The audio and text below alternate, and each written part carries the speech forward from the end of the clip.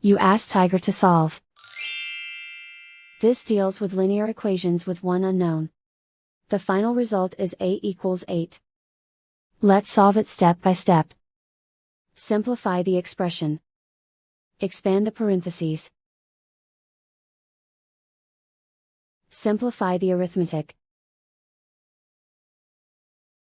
Group all a terms on the left side of the equation. Subtract 6a from both sides. Simplify the arithmetic. Group like terms. Simplify the arithmetic. Isolate the a. Divide both sides by 3.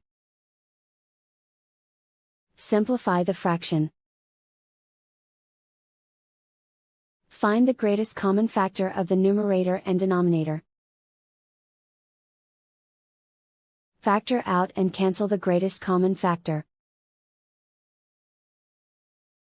And so the final result is a equals 8.